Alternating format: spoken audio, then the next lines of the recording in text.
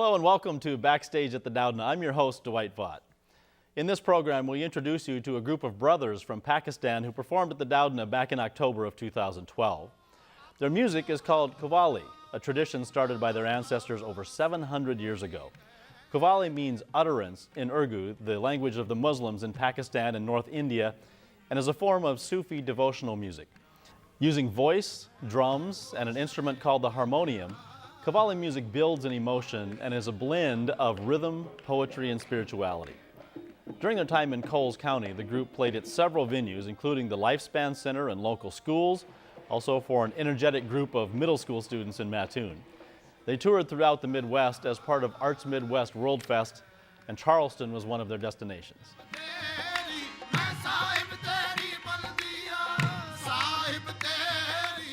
We appreciate you both being here as a part of the Kawali group that we're hosting here at Eastern Illinois University. Explain a little bit about Kawali as a style of music and then Qawwal as your particular role in that style of music. Kawali is a special type of music. It was invented by a musical genius and a Sufi saint in 13th century. His name was Amir Khusro.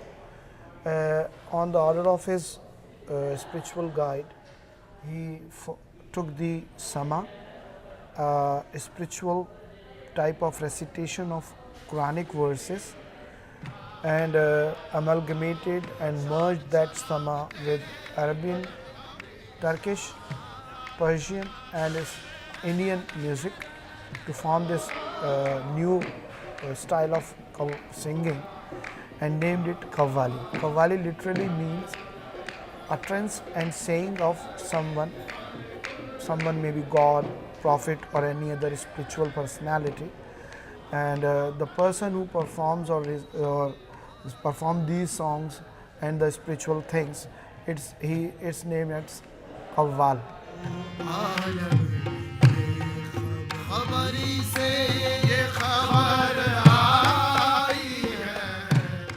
And he banded together 12 youngsters to start Qawwali singing and trained them, and they started Qawwali singing and were named as Qawwal Bache, or else the Qawwal sons.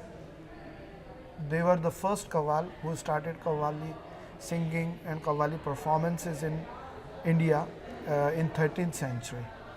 And since then up till now, this Qawwali tradition is in our family, and we are proud, or we have this honor, that we are the descendant of the leader of that particular Qawwal sons group. We are only the group who have this tradition last 700 years. You've explained your long history and tradition. Are there other styles of music or families that are offshoots of Qawwali as well? In Pakistan, some other groups also have. They perform Qawwali, but they are not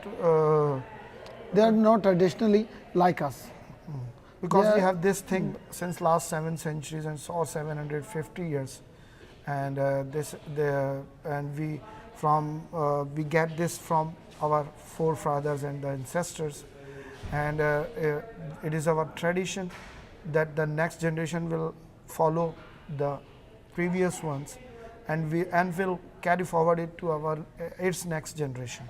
You describe Qawwali as a style of singing where you use the voice, but you're using musical instruments in your performances. Were instruments always used, or how did they come about as a part of the Qawwali style?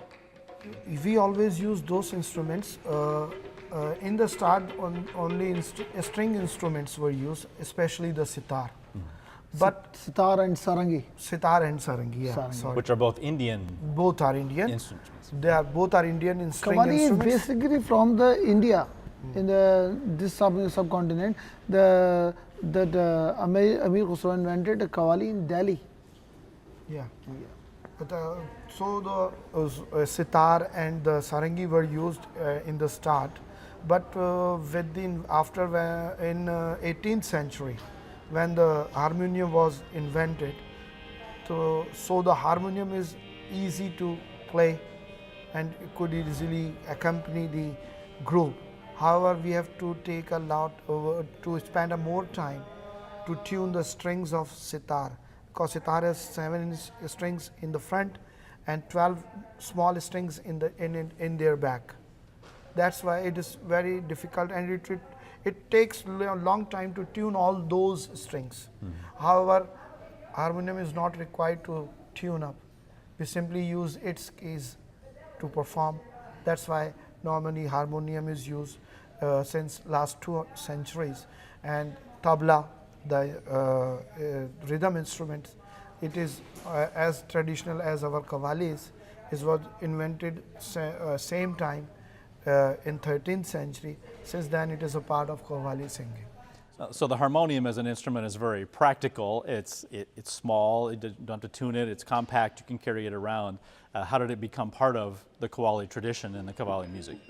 As I got from the history that when the Britishers came to India in the 15th century, that they came India and residing there, and thereafter they ruled India also.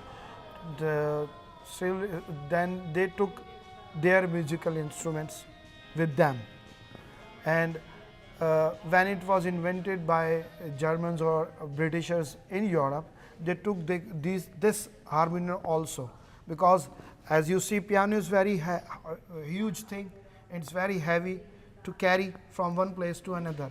However, harmonium is very easy, it's a very compact thing. We can easily took it from one place to another. So they started using Kawali, harmonium for their gatherings. Britishers used, and when our forefathers see that this instrument is very easy to carry and very easy to play, and is a compact one, and it could match easily with our voices. We do not have to tune this instrument for a lot. That's why they start using this harmonium in our We have versions of it in the U.S. It's basically a piano and an accordion hybrid. So there's a bellows on it that you would push, and the air would go across, and you would play it that way. Yeah. That's the thing. You explained Qawwali music as having history from Persia and from Turkey and from India. So if a Persian or a Turk or an Indian listened to it, would they say that's Indian music, that's Turkish music, that's Persian music, or is it just an amalgamation of all of those styles? Sometimes if they require, because as I already said to you, we have this Qawwali legacy in our family since very long, so we can perform. Not every Qawwali group can perform, give the touches of Persian and Turkish and Arabic style in the Qawwali singing. Because you have centuries of tradition, but you're also passing it along.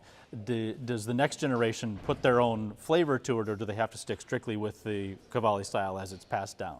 In the start, Qawwali was restricted to the spiritual gatherings, but nowadays, and slowly and gradually, the Qawwali performers as well as the spiritual leaders think that this form of music can easily be enjoyed by the people, and it is very easy for them to come in and enjoy the Qawwali singing and see the Qawwal singers. So they slowly, gradually modified it to fit in the general public.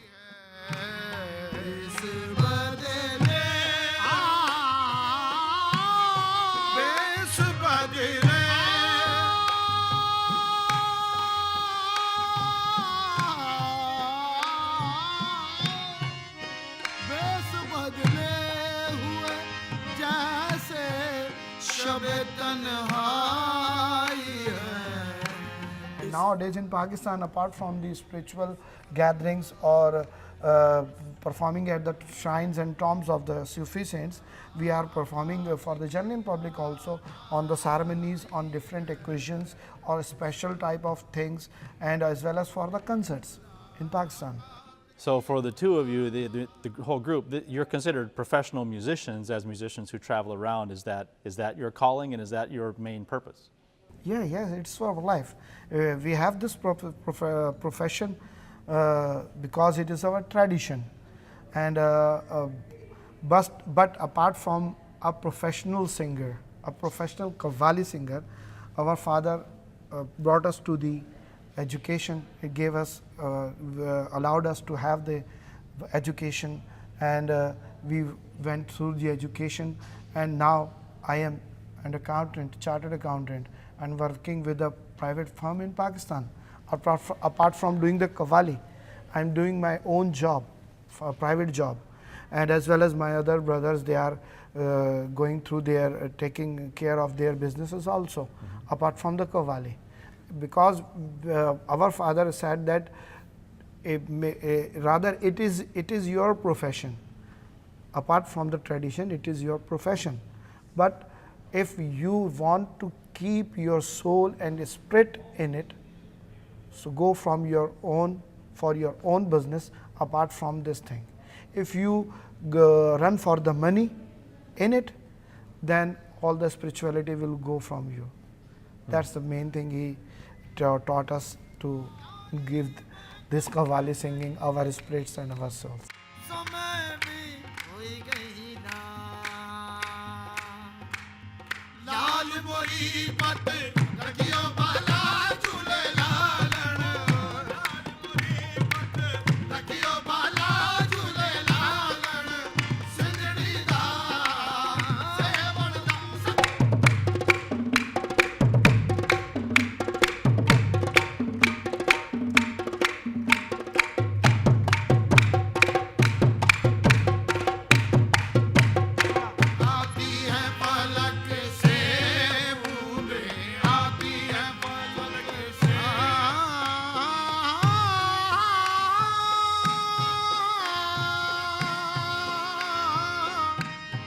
So in the group that we have here, there are 5 brothers, and I believe you also described that there is a cousin and a nephew on the road with you. So this isn't just immediate family.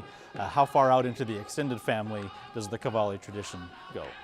Yeah, we have to take check with which one could fit in our group, which family member could fit in our group, because we have a lot of cousins and a lot of nephews and uncles and other family members also. We have to check which one could come and fit in easily, because we have to train them also for this thing. The training for learning Kawali, since it is, as we talked about in one of the student sessions that you just finished, it's partially written down, but part of it is just passing it along, tradition, or the oral tradition as we call it. How long does that take until you can become truly a Qawwal and be comfortable with the music?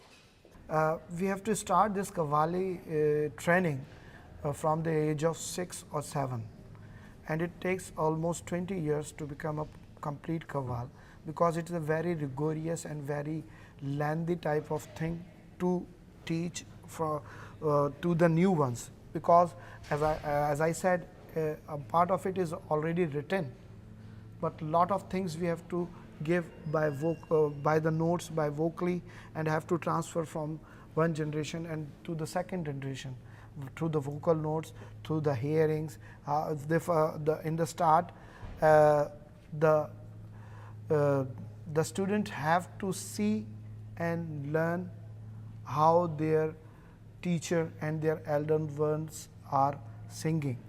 They have to go through this thing for almost 2 or 3 years, just to hear, just to sit in front of their elder ones and their teachers and see how they are singing and how they are doing.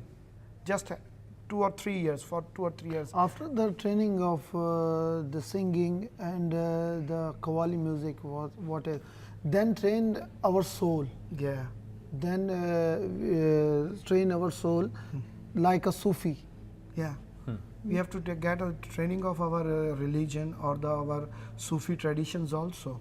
We have to know much about the history of our religion or our tradition and the spirituality and the spiritual orders of our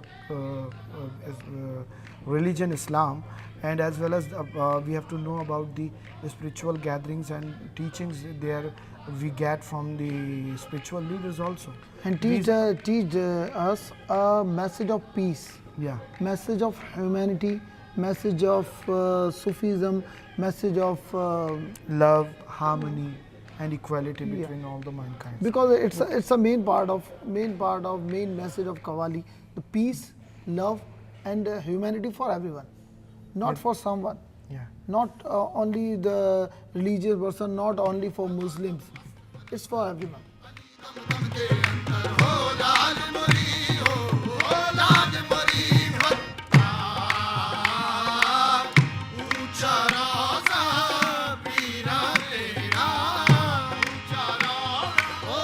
Let's talk about passing that down then if you're training it for the next generation. Is there a school? Is it one-on-one? Is it a group? How do you begin that training process for the next generation? Both. We have Both the things. For the family, it is a group setting. The elder ones are teaching their younger ones, their next generation. However, if someone else from out of our family, if he wants to get the training of Kawali also, he want to have the Kawali tradition and Kawali singing, so he could come and say, so, sir, I want to become your student and want to have this Kawali. So if someone comes to learn the Kawali tradition, what are some of the first things that you want to know from them? If I were to come and say, teach me how to be a Qawwal in the Kawali tradition, what would you want to know? First, we will You check. keep pure your soul, keep pure your heart, because it's necessary for Kawali.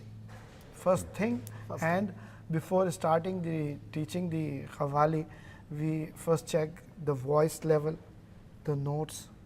How could you easily go through the notes, vocal notes of Kawali? First, we check the voice level. Is it fit for the Kawali or not?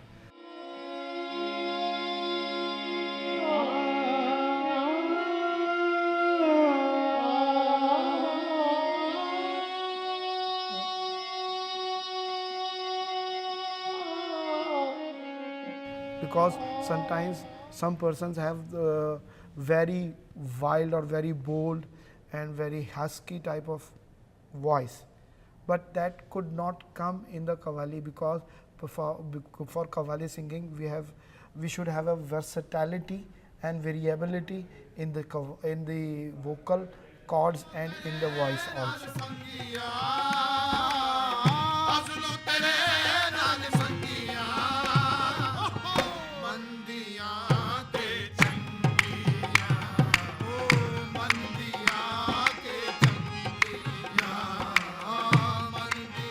So the Kawali tradition of singing is quite high pitched. It's not what we would think of as maybe the normal male voice in the middle and the low range.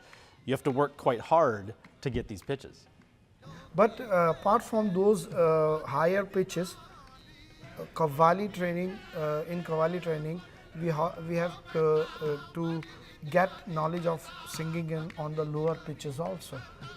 We can, if we are a perfect Qawwal, we can sing on the lower notes, lower pitch also, and as well as on the higher pitch also. And a lot of the music is considered to be unison, I guess, not so much in harmony like we know Western music. How do the parts work, and how do you go about assigning the parts and learning those parts? Yeah, because we are singing together since a long time. That's why when we sing together, our vocal cords remain equal, and we know that what we are going to sing.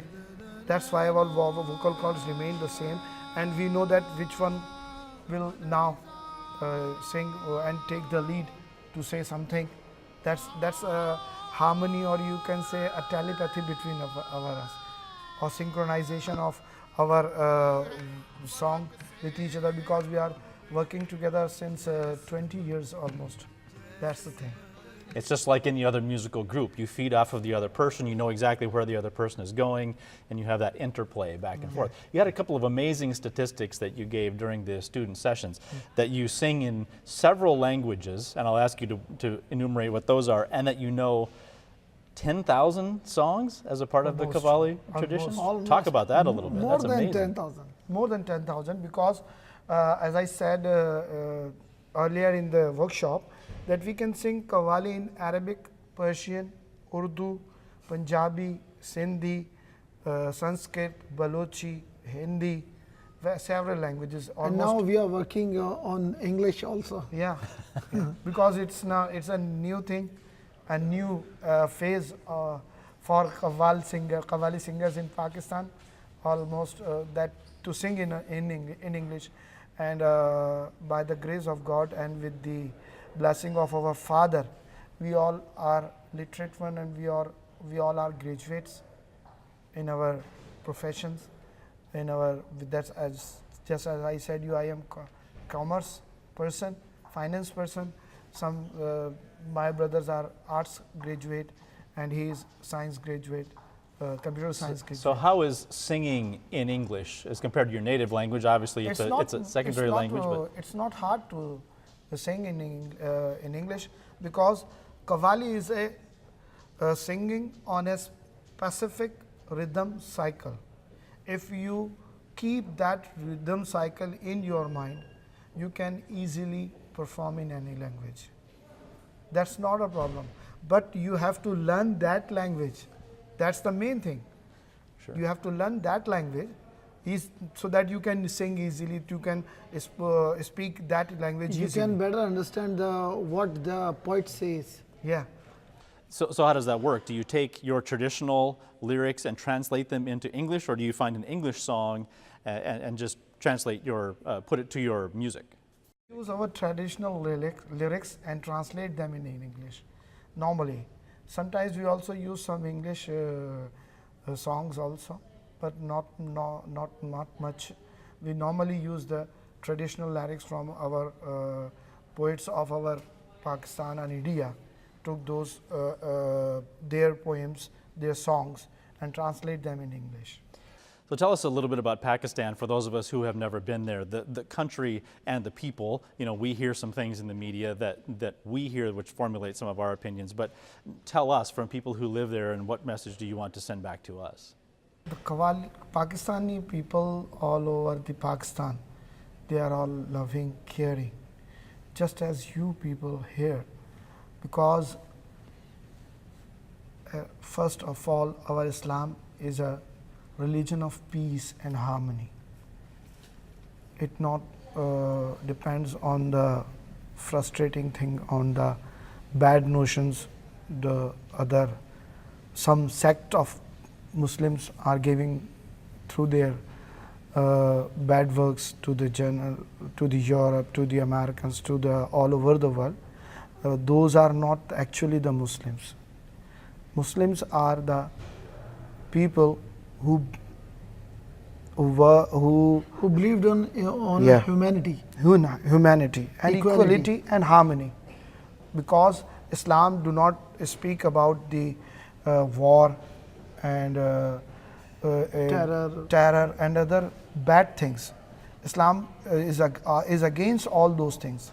Islam said, give peace and love to all to whom you met, to all of the mankind, beyond the confines and barriers of religion, race, culture, and language. Just like throughout the media, we had very bad picture of Americans throughout the media.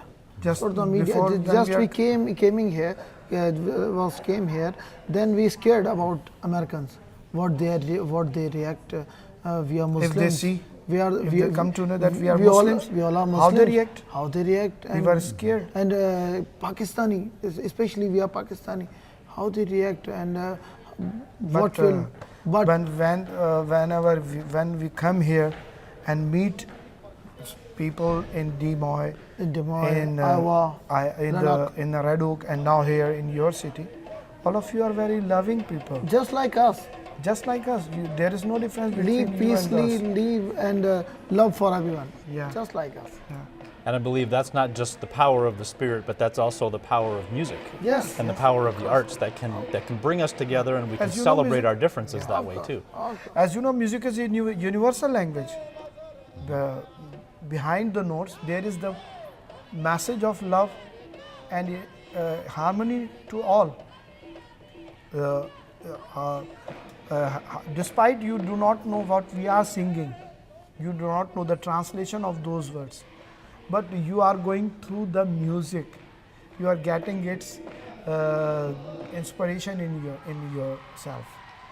That's the music, and it is based, as I already said, it is based on the message of peace and harmony for all the mankind. Well, we thank you so much. We thank you for being here. We thank you for spending a little bit of time with us. And assalam. Thank you. Walaikum Walaikum salam.